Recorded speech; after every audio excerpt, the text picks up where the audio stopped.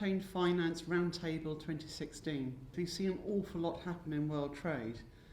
While it's hit around 20 trillion US now, we all know there have been some headwinds. It's been rather tough. We've got real issues with the cost of compliance outweighing the benefit of actually doing business in certain geographies. But how does this help the SME? How does this even help the mid-cap getting the finance they need to get their trade going across borders and going around the world?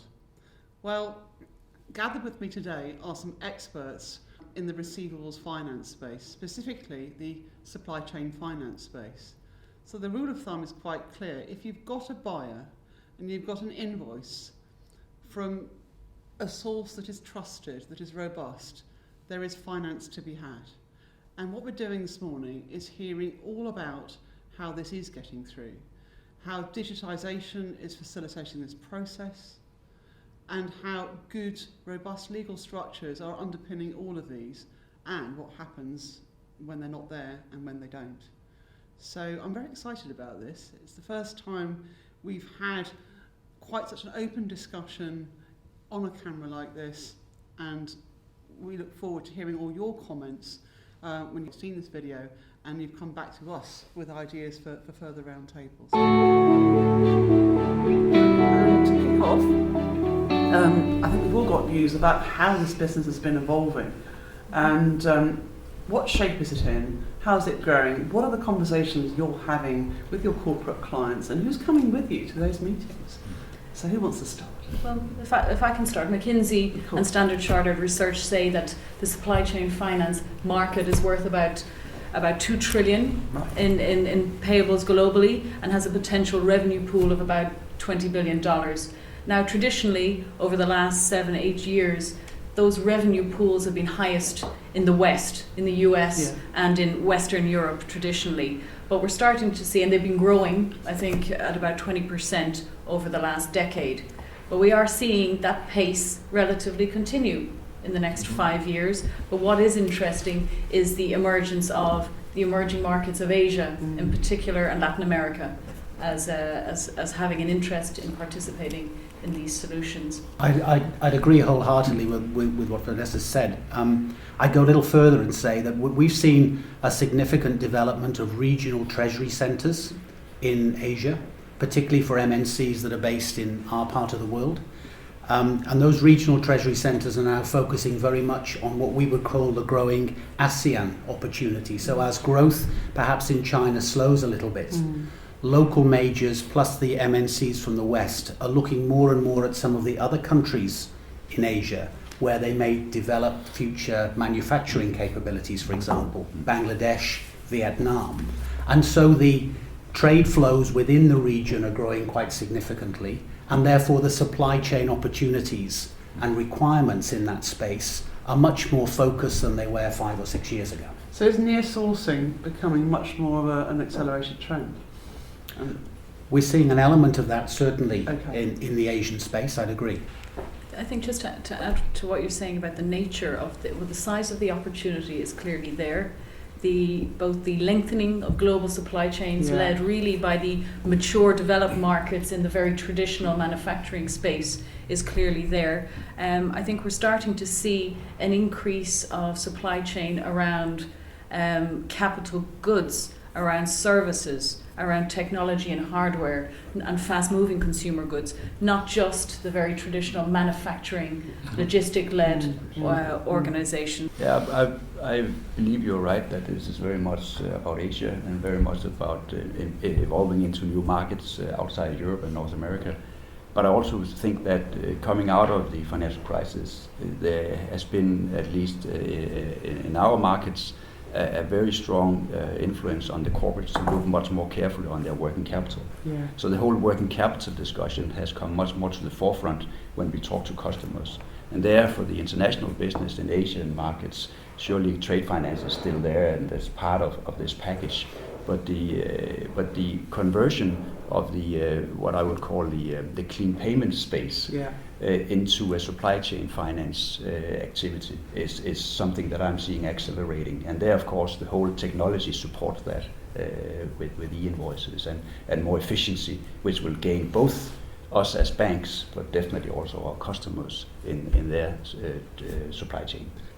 Yes, and hasn't there been quite a large long-term trend towards open account trading, which has rather militated against the rapid growth of traditional trade finance? And so financial providers are now looking to support open account trade, and that's where the supply chain finance family fit in. It doesn't mean traditional trade finance doesn't have a place. No. Of course it does, and indeed is part of the solution package. But be interested to know, is that a driver, this open account trade in your? Well, some of the statistics you can look at would be the SWIFT statistics. And yes. The trade finance year on year is basically down by 5%, where the overall statistics on the SWIFT network is going rapidly up. So I guess that's a testament to that. But I think also, and I can only speak for our own bank, definitely we see much more coordination of activities between our traditional trade finance, cash management, front office relationship people, where we look at how do we tailor the right solution for our customers to bring in some of the things that the trade finance would do, namely risk mitigation, but definitely also some of the things that a traditional banker would do in terms of liquidity, working capital efficiency. And that's a new game, I think, for all of us, where you mentioned in your opening comment McKinsey and your bank working together. Sometimes I think that we as bankers are moving our organizations more in the direction of being advisors to customers and not bankers, but then having the benefit of being bankers, then we can also actually provide solutions. Well, I think that's it's a good point to note around the kind of the legacy of how organisations have evolved, especially over the last 9-10 years, driven a lot also by the recession, economic crisis. I think banks typically have been set up to respond very much to the face-off, the silos in which corporates have been aligned. So typically the Treasury Department responsible for risk, liquidity, bank relationships had less oversight and control over the finance department and procurement departments. Over the last 3-5 years, we've seen that span of control and that remit of Treasury expand, and we've seen much more collaboration between Treasury and their internal business partners in terms of strategy, in terms of technology, in terms of flow management and efficiency than we have ever seen in the past. And that's really driven by the cost of capital, around the availability of technology, and around, I think, an organisational desire to be as efficient as possible. So is it fair to say that the silos are beginning to break down within the client and in banks? Certainly within the banks. I think it mirrors the point you were making, Vanessa, about the corporates, especially coming out of the recession where the competition increased. The banks had to work harder to please their customers. I think if you talk to corporates, they would say they're probably not there yet, but they're certainly a lot better than they used to be. And the fact that they're working more closely together, producing efficiencies for the benefit of the customer, it almost acts as an incentive for the corporates to then work more closely together to work out what they really need. And if the two can start talking together much more closely, which is what we see certainly in the approach from both sides, then you find yourself finding solutions for the customers which deal with their business across the board, not in specific areas. Before, it always tended to be, well, we do structured trade finance, we do PXF, and we do this and we do that.